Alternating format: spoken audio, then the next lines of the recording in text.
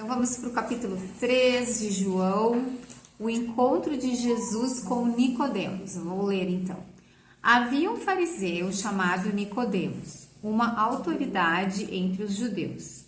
Ele veio a Jesus à noite e disse: Mestre, sabemos que ensinas da parte de Deus, pois ninguém pode realizar os sinais miraculosos que estás fazendo se Deus não estiver com ele. Em resposta, Jesus declarou: Digo-lhe a verdade, ninguém pode ver o reino de Deus se não nascer de novo. Perguntou Nicodemos: Como alguém pode nascer sendo velho? É claro que não pode entrar pela segunda vez no ventre de sua mãe e renascer. Respondeu Jesus: Digo-lhe a verdade, ninguém pode entrar no reino de Deus se não nascer da água e do Espírito. O que nasce da carne é carne, mas o que nasce do Espírito é Espírito. Não se surpreenda pelo fato de eu ter dito: é necessário que vocês nasçam de novo. O vento sopra onde quer. Você o escuta, mas não pode dizer de onde vem, nem para onde vai. Assim acontece com todos os nascidos do Espírito. Perguntou Nicodemos: Como pode ser isso? Disse Jesus: Você é mestre em Israel e não entende essas coisas? Asseguro-lhe que nós falamos do que conhecemos e testemunhamos do que vimos. Mas mesmo assim vocês não aceitam o nosso testemunho. Eu lhes falei de coisas terrenas e vocês não creram. Como crerão se lhes falar de coisas celestiais? Ninguém jamais subiu ao céu, a não ser aquele que veio do céu, o Filho do Homem. Da mesma forma como Moisés levantou a serpente no deserto, assim também é necessário que o Filho do Homem seja levantado, para que todo o que nele crer tenha a vida eterna.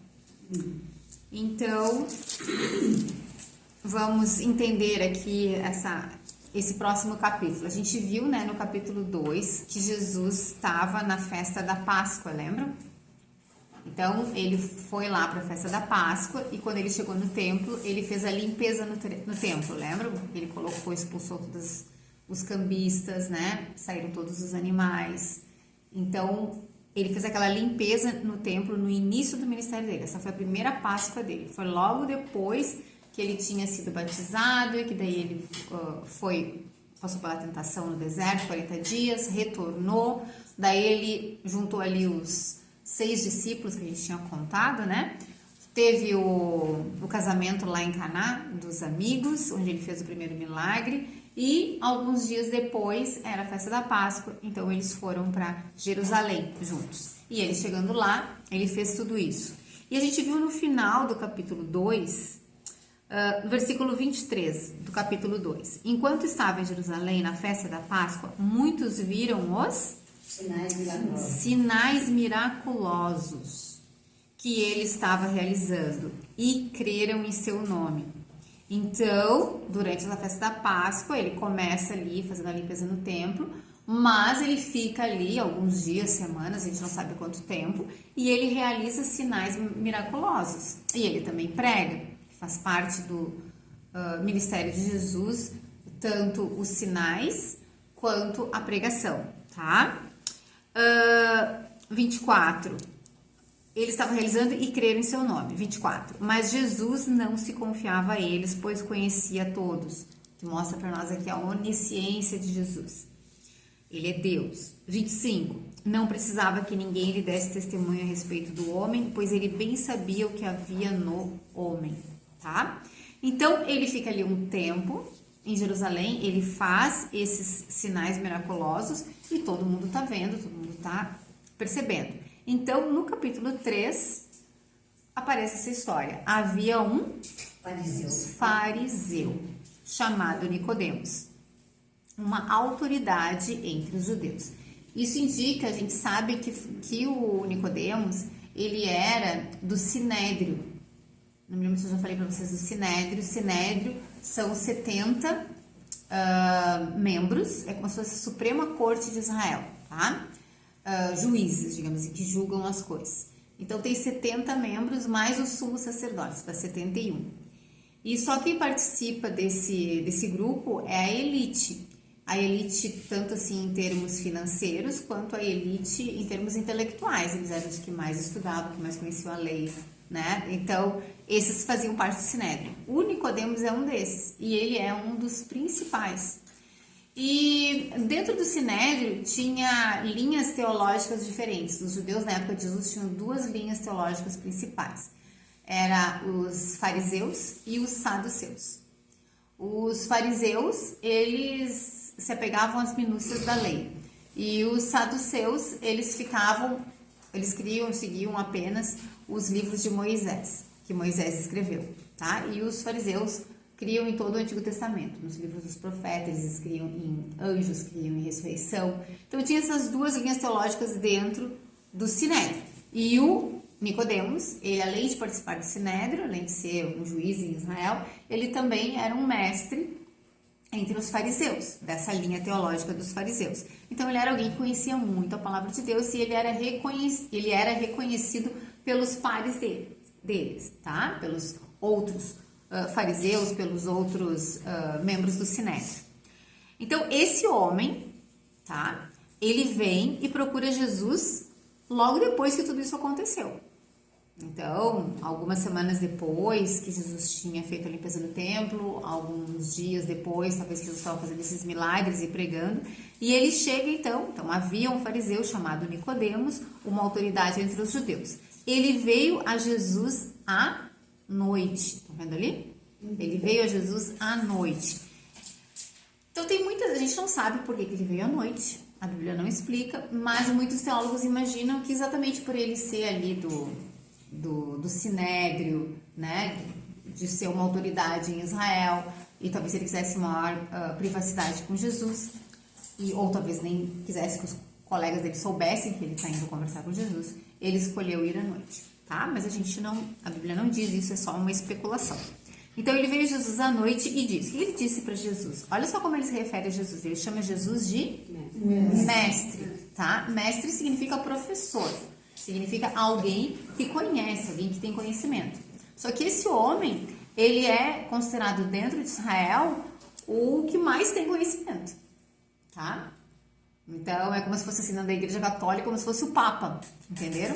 Então, essa era mais ou menos a posição dele dentro do sistema religioso de Israel. Então, tu imagina, esse homem vir para Jesus e chamar Jesus de mestre, sendo que Jesus não passou digamos assim, pelo sistema de ensino de Israel, né? Ele não foi educado pelos outros rabinos. Então, mas ele reconhece que Jesus tem poder e ele reconhece que Jesus sabe o que está falando. Então, ele dá honra a Jesus e chamar Jesus de mestre. Mestre, sabemos que ensinas da parte de Deus. Olha o testemunho que ele dá. Ele reconhece que Jesus veio de Deus. Por quê? Pois ninguém pode realizar os sinais miraculosos que estás fazendo se Deus não estiver com ele. Tá? Então, ele viu os sinais de Jesus, ele viu que era verdadeiro, ele está dando testemunho aqui e ele tem certeza que Jesus vem de Deus. Ele ainda não sabe quem Jesus é, ele não sabe que Jesus é Deus. Ele ainda também não sabe que Jesus é o Messias, porque ele chama Jesus apenas de mestre, tá? Professor, ok? Mas ele reconhece que Jesus é enviado de Deus. E esse testemunho é muito interessante, porque o Nicodemos, que faz parte desse grupo de teólogos em Israel, que eram os fariseus, são os maiores inimigos de Jesus durante o ministério de Jesus, como a gente vai ver. São os maiores inimigos de Jesus, são os fariseus. E ele, que logo no início do ministério de Jesus, ele sendo um fariseu e sendo o top entre eles, né, ele afirma isso sobre Jesus. Ele reconhece que Jesus vem de Deus e que os milagres que Jesus faz são verdadeiros, tá? 3. Em resposta, Jesus declarou, digo-lhe a verdade. Sempre que aparecer isso, digo-lhe a verdade, ou em algumas traduções tá, em verdade vos digo, tá? Essa expressão, ela entra para chamar a atenção das pessoas que estão ouvindo, de nós que estamos estudando. Porque o que Jesus vai dizer agora é algo novo, É um conhecimento novo no sentido de que as pessoas ainda não tinham entendido isso. Então, olha o que ele diz. Ninguém pode ver o reino de Deus se não nascer de novo. Então, Jesus faz essa grande afirmação para ele aqui. E é muito interessante, porque o versículo 3 tem muitas coisas aqui no versículo 3. Em primeiro lugar, ele começa assim, ó, 3. Em resposta. Mas Jesus fez alguma... Desculpa, Nicodemos fez alguma pergunta para Jesus no versículo 2? Tem algum ponto de interrogação ali? Não, Jesus não fez nenhum... Nicodemos não fez nenhuma pergunta para Jesus. Só que olha que interessante, em resposta, tá? Então, esse em resposta aqui, o que os teólogos entendem? Nicodemos, ele elogia Jesus, que foi o que ele fez ali no início, chamando de mestre, sendo que ele vinha de Deus, mas ele era um homem, certamente um homem que não era salvo, um homem que não conhecia Deus, tá? Porque ele só vai se converter lá no final do livro de João. E ele é o que a gente chama assim, é o típico hipócrita. Aqueles que ensinam, que conhecem todos os detalhes, mas não vivem aquilo na vida deles. Ou dentro deles tem um vazio enorme, dentro deles não tem uma conexão com Deus. Então, é o típico hipócrita. Ele tinha provavelmente uma grande ansiedade dentro dele, um grande desespero, porque todo hipócrita sabe que não conhece a Deus. E ele quer aparentar para os outros que ele conhece. Tá? Então, Jesus sabe o coração dele, porque como a gente viu ali no capítulo 2, eu agora há pouco li de novo para vocês, vou ler novamente, ó. Jesus, no 2:25, não precisava que ninguém lhe desse testemunho a respeito do homem, pois ele bem sabia o que havia no homem. João está falando isso de Jesus. E logo depois começa a história de Nicodemos. Então, Nicodemos não chega para Jesus dizendo, eu sou mestre em Israel, eu estou a minha vida toda estudando, mas eu tenho uma angústia dentro de mim. Eu não sei se quando eu morrer eu vou estar com Deus. Eu tenho minhas dúvidas, eu não me sinto conectado com Deus. Ele não chega dizendo isso, mas Jesus sabia o coração dele. Então, Jesus começa com esse versículo 3 aqui, em resposta. E daí Jesus responde a essa pergunta que Nicodemos tem dentro do coração, mas que ele não expressa. Ele diz, ninguém pode ver o reino de Deus se não nascer de novo. E daí Nicodemos fica encucado com aquilo. Como assim? O que quer dizer isso? Por que ele se preocupa com isso? Porque ele quer ver o reino de Deus, ele não tem certeza da salvação dele. Então, isso pega muito ele, tá? Então, Jesus diz, ninguém pode ver o reino de Deus. Quando a gente fala em reino de Deus na Bíblia, assim como muitas outras coisas, a gente sempre precisa entender o contexto, tá? Por exemplo, reino de Deus na Bíblia tem vários significados. Reino de Deus pode ser entre o povo dele, Deus reina, todos que são servos de Deus obedecem a Deus, então é o reino de Deus. A igreja de Cristo, por exemplo, hoje em dia no mundo, ela é o reino de Deus no mundo, tá? O reino de Deus, ele pode se referir também à vida eterna, estarmos com Deus eternamente. Então, essa é uma outra forma de entender o reino de Deus. O reino de Deus também pode ser, na Bíblia, quando a gente se refere ao reino milenar de Jesus. A segunda vinda de Cristo, ele vai reinar por 1000 anos. Tá? Então, aqui, Jesus está falando reino de Deus, naquele reino das pessoas que são salvas. Tá? Então, ele está dizendo, ninguém vai entrar, ninguém pode ver o reino de Deus se não nascer de novo. E esse nascer de novo aqui, no grego, essa palavra nascer de novo, ela pode significar duas coisas. Pode ser nascer de novo, tá certo? Ou ela pode significar nascer do alto. E se a gente for pensar, vamos pensar no exemplo de uma criança, né? Que vem ao mundo, que nasce, ok? A criança, ela nasce pela vontade de quem? As duas respostas estão certas, eu quero que vocês falem. Pode falar, Suzana, qual foi a resposta que você dá? Ela nasce por vontade de quem? Dos pais, porque os pais decidiram ter um bebê, ou os pais tiveram uma relação sexual e tiveram um filho, né? Então, mesmo não tendo decidido, mas tomaram atitudes para que o bebê nascesse, ok? E a dona Irma respondeu o quê? Todo mundo nasce de Deus. As duas estão certas, tá? Mas assim, num sentido mais amplo, realmente todo ser humano nasce porque Deus quis. Porque se um homem e uma mulher quiserem ter um filho, só a vontade deles não basta. Porque se Deus não quiser, eles não vão ter um filho, né? Então precisa algo acontecer, certo? Que não depende só de nós para uma criança nascer. Então o nascimento, mesmo o nascimento de uma criança no mundo que a gente vive, ele depende sim da vontade de Deus. Então a gente pode entender que mesmo uma criança quando nasce também, de certa forma, né, nasce da vontade de Deus. Mas Jesus não está falando aqui de nascer novamente como um bebê. Ele está falando aqui de nascer espiritualmente. Tá? Por isso, o nascer de novo.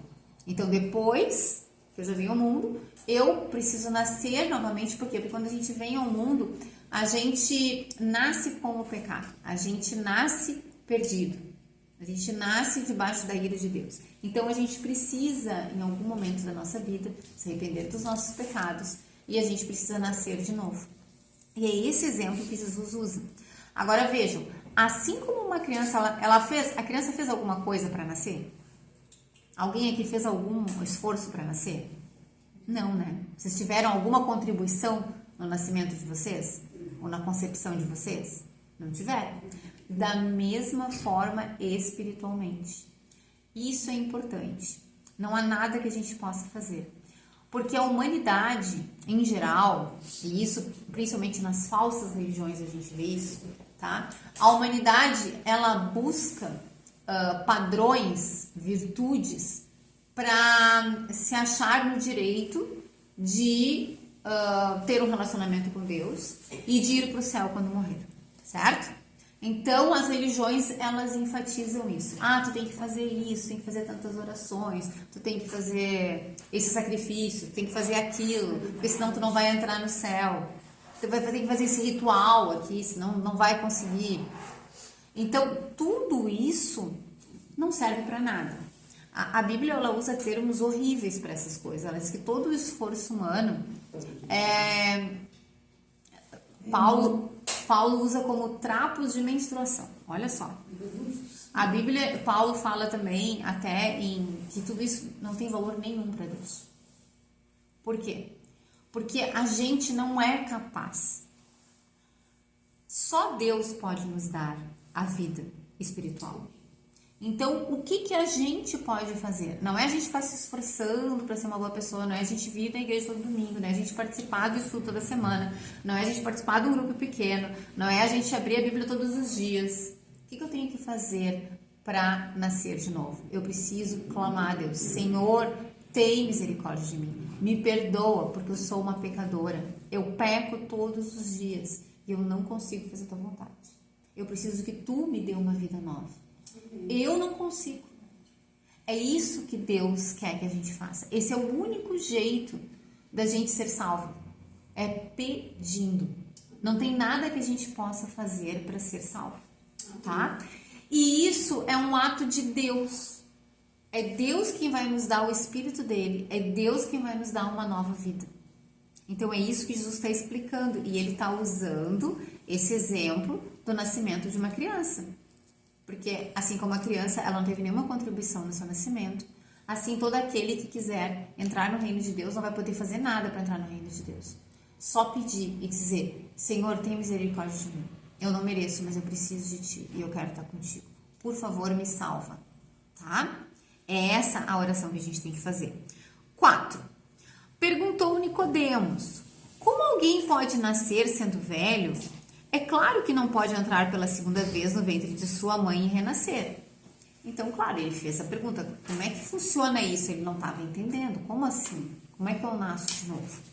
Mas ele sabe que Jesus está se referindo ao Espírito. Tá? Ele sabe, porque ele é mestre em Israel. Ele conhece o Antigo Testamento. 5. Respondeu Jesus: digo-lhe a verdade, ninguém pode entrar no reino de Deus se não nascer da água e do Espírito. Vejam que aqui Jesus repete a mesma resposta, só que ele muda um pouquinho a resposta. Jesus está dando uma pista para Nicodemos. Tá, tudo bem, tu não entendeu, então eu vou te dar uma pista. Ó. Ali no versículo anterior, no 2, Jesus disse assim, ó: Ninguém pode ver o reino de Deus se não nascer de novo. Ele diz que não entendeu o nascer de novo. Como assim? Eu vou voltar para o ventre da minha mãe? Então, Jesus responde a mesma coisa. Só que daí Jesus diz assim, ó. Se não nascer da água e do Espírito. Então, Jesus está dizendo, o nascer de novo significa nascer da água e do Espírito. E daí? O que vocês acham que Jesus está falando aqui? Que história é essa de nascer da água e do Espírito? Alguém tem alguma ideia? É o batismo. A dona Irma acha que é o batismo. Mais alguém?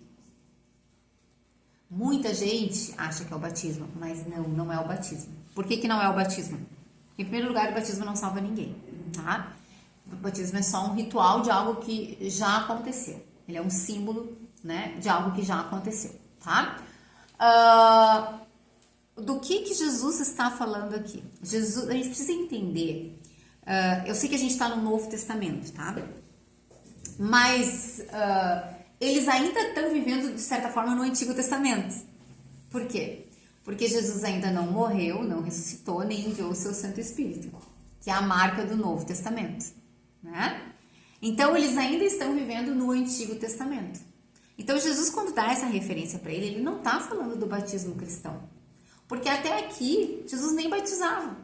Era João Batista que batizava, mas o batismo de João Batista não era um batismo como o nosso hoje. O batismo de João Batista era um batismo de arrependimento, tá, pelos seus pecados e aguardando o Messias. Não é o nosso batismo hoje. A gente não se batiza dessa forma só por causa disso. A gente se batiza porque a gente recebeu o Santo Espírito de Deus. E por isso o batismo é um símbolo disso que aconteceu internamente dentro de nós. Nós recebemos uma nova vida, tá?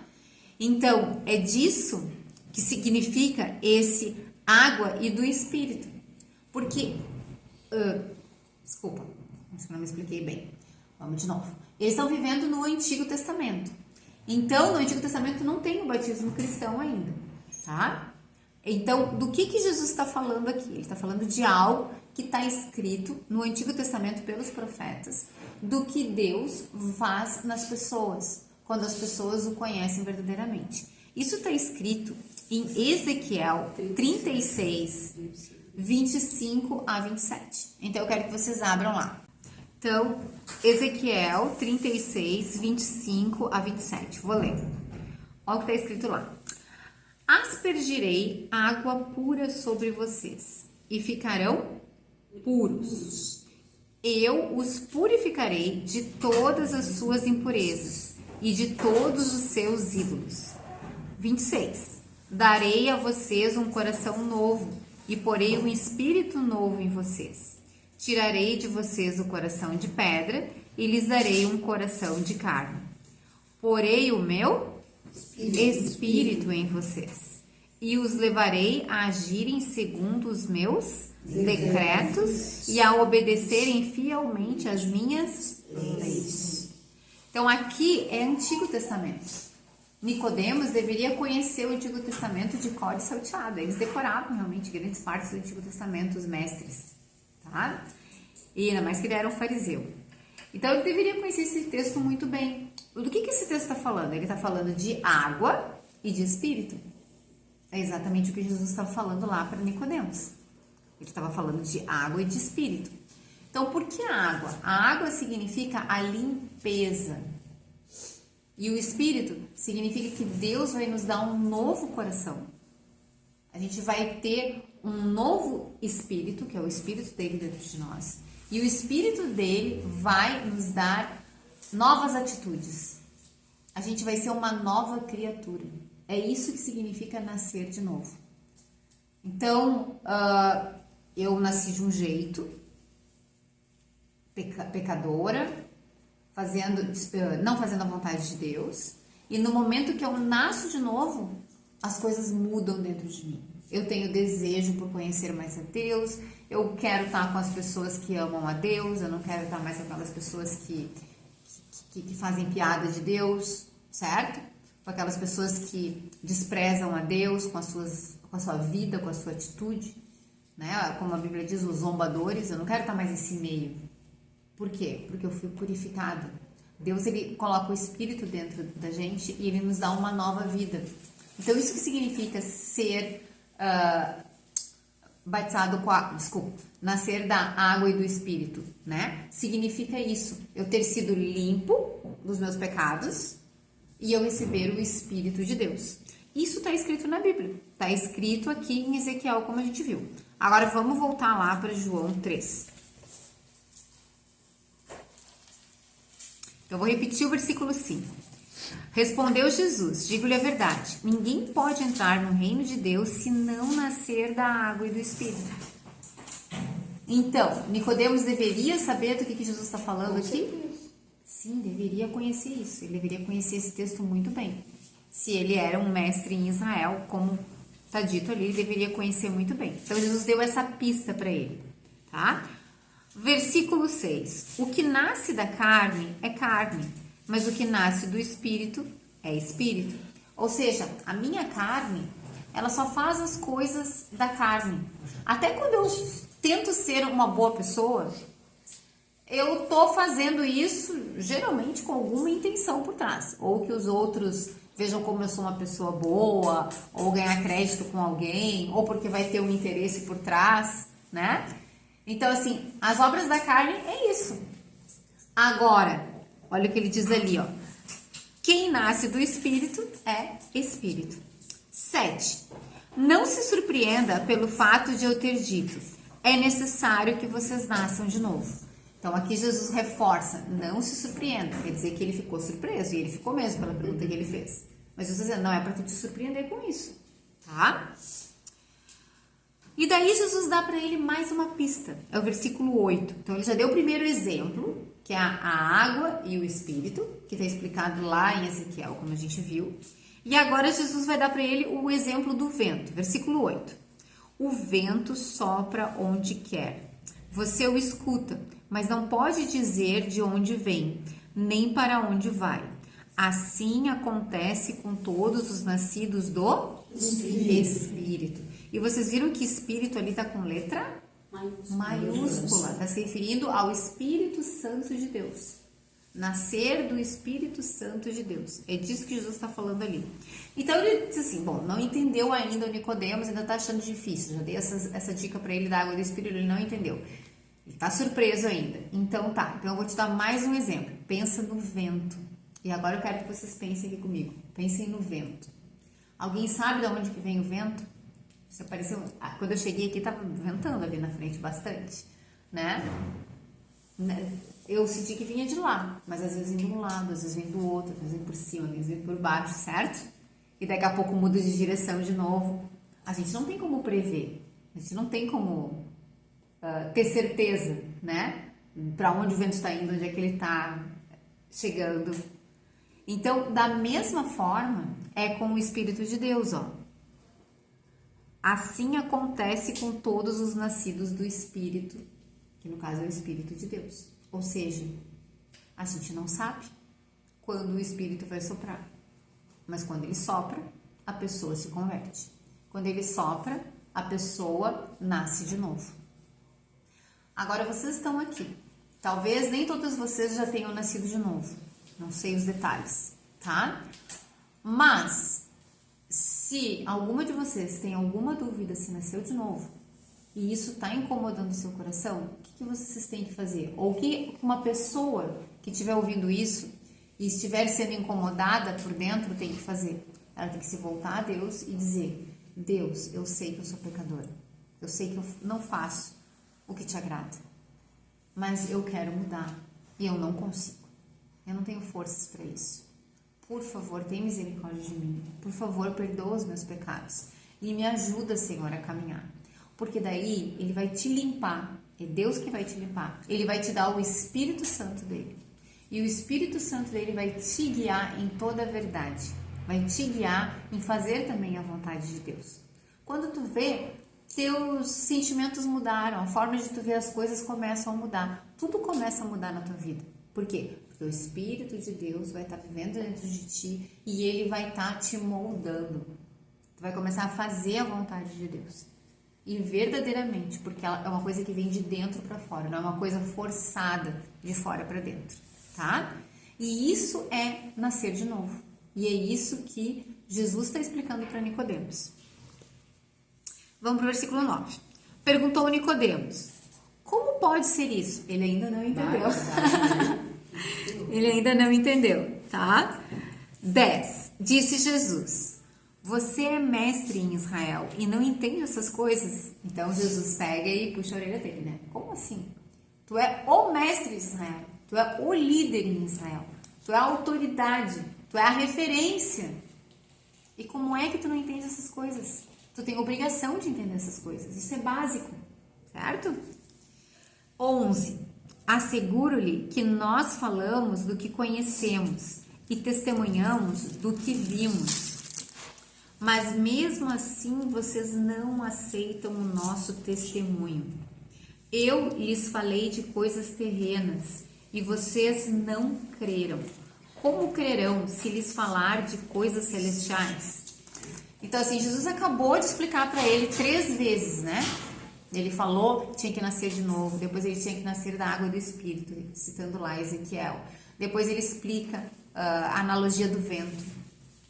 Mas ele não crê, ele não está aceitando o testemunho de Jesus. Ele poderia dizer, sim, eu entendo, sim, eu aceito o que tu está dizendo, mas não está aceitando. Então, Jesus diz assim, eu lhe falei de coisas terrenas, porque afinal de contas, nascimento, uma criança nascer todo dia, nasce milhares de crianças no mundo, tá? Todos os dias. Todos os dias tem vento por toda a terra.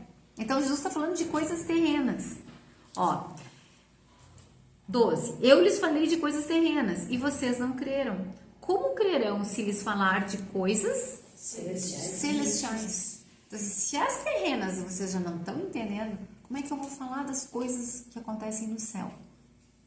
Ok? 13. Ninguém jamais subiu ao céu, a não ser aquele que veio do céu, o Filho do Homem. E aqui, então, ele está falando, Jesus está falando dele próprio.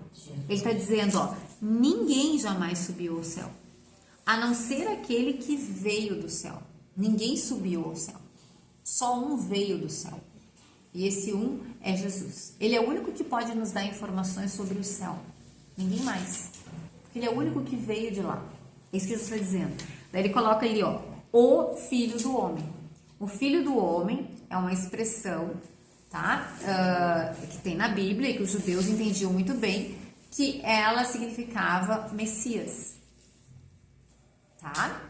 E o Filho do Homem também é o que aparece numa visão que Daniel tem, que é um dos profetas de Israel, lá no Antigo Testamento. Ele tem uma visão que como Filho do Homem, recebe o domínio de Deus Pai sobre toda a criação. Então, ele entende muito bem quando Jesus fala isso, o Filho do Homem.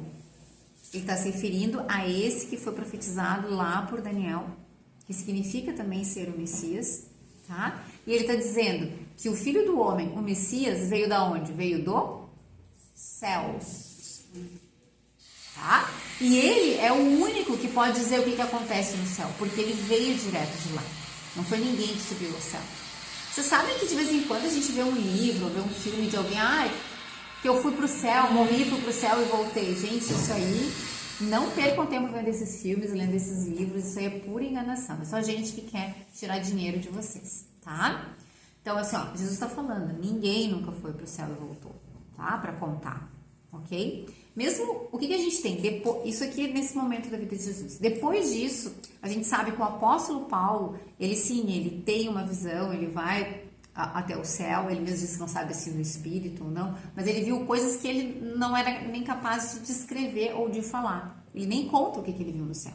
E a gente tem no final da Bíblia, o livro de Apocalipse, onde daí sim João recebe uma visão, onde ele vê Jesus, essa visão é toda dada por um anjo que mostra para João tudo o que vai acontecer nos últimos tempos, ok? Mas não existe ninguém mais que foi para o céu e voltou, tá? Então é isso, Jesus está bem claro o que está dizendo para nós. Só existe um, ninguém jamais subiu ao céu, a não ser aquele que veio do céu, o Filho do Homem. E daí eu vou deixar o próximo versículo para a próxima aula, daí a gente vai ver lá no Antigo Testamento o que quer dizer isso. Então a gente parou aqui no 13, ok, gurias?